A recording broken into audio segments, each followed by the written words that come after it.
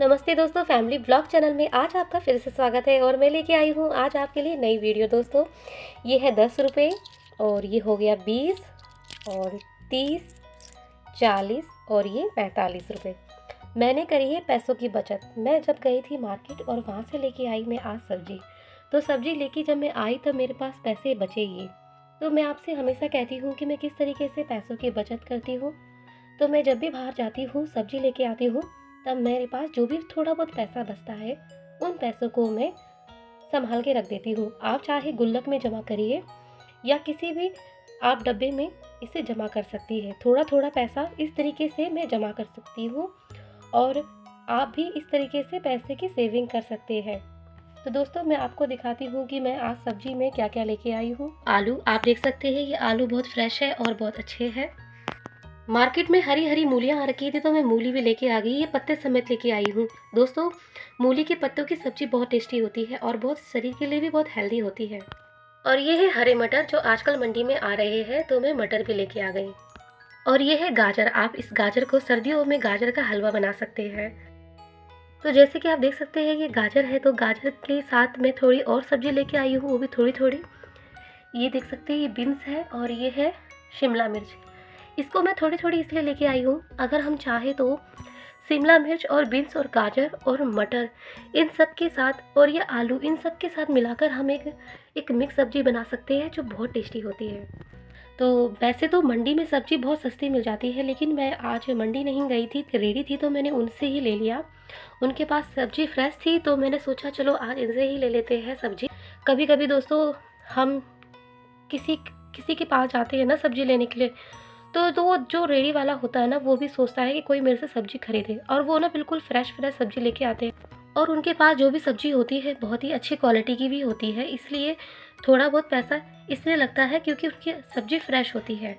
और साथ ही साथ जब मैंने उनसे इतनी सारी सब्जी खरीदी ली थी, तो उन्होंने मुझे धनिया और हरी मिर्च फ्री में दे दिया था। तो आप देख सकते हैं दोस्तों, धनिया काफ़ी ज़्यादा उनने मुझे दे दिया है और इसमें हरी मिर्च भी है, तो उन्होंने मुझे धनिया और हरी मिर्च फ्री में दे दिया।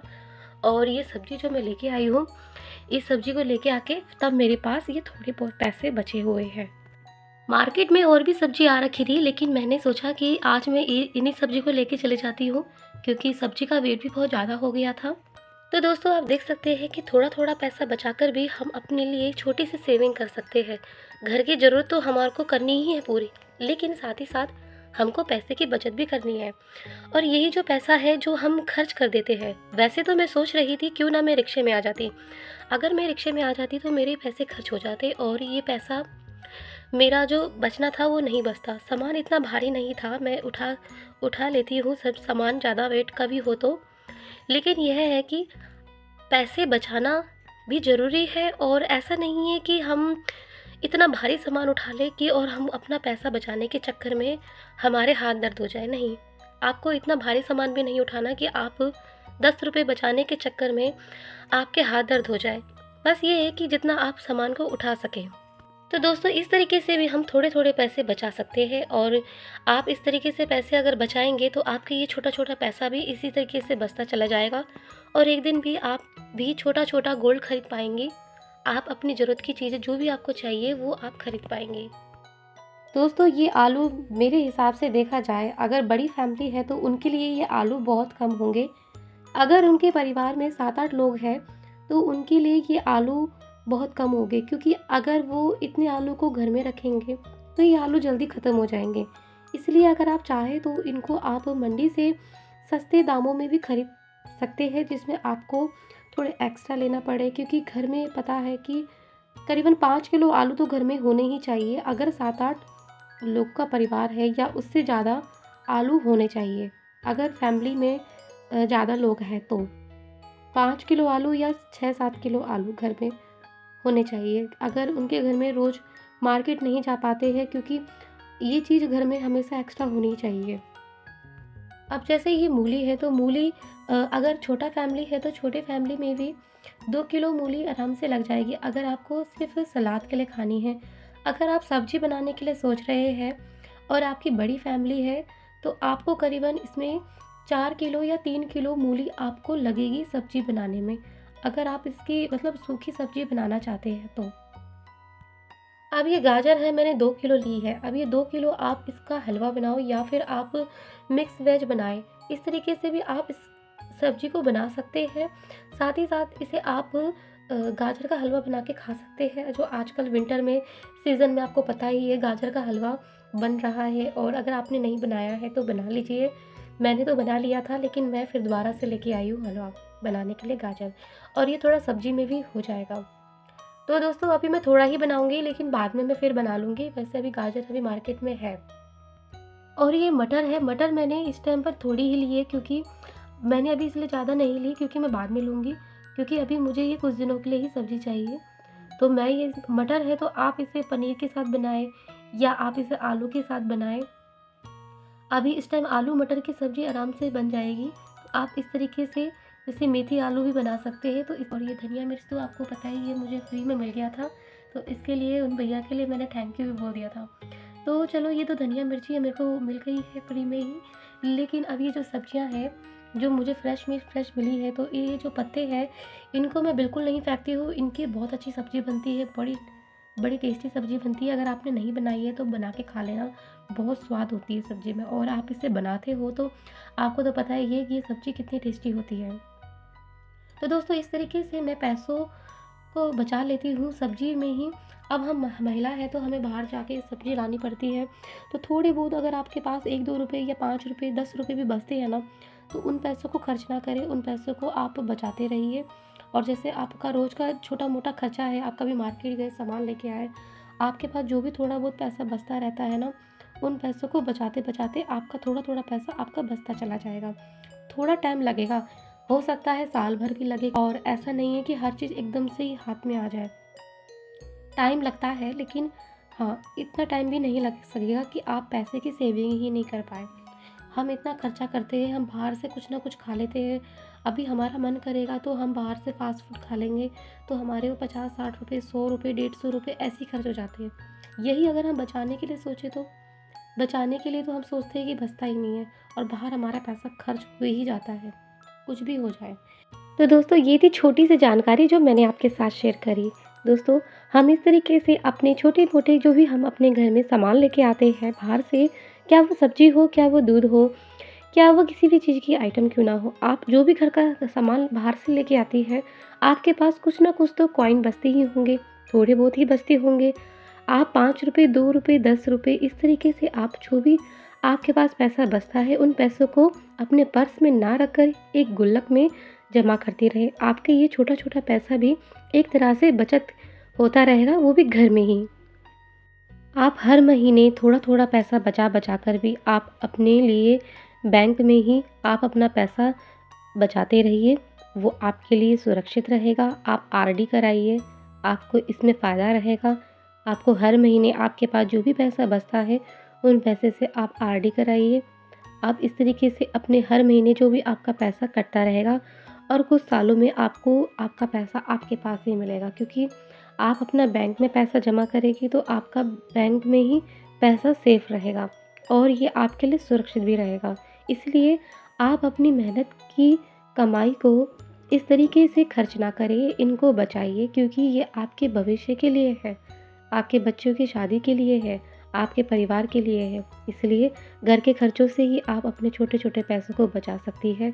और ये जो भी आप घर में सामान लेके आती है, चाहे वो कुछ भी हो, सब्ज़ी हो, राशन हो, दूध का खर्चा हो, आपका जो भी आप बाहर से जो भी आप कुछ भी बाहर से लेके आती है, आपके पास ज़रूर ही थोड़े बहुत पैसे बचते ही होंगे, कुछ कॉइन बचते ही होंगे।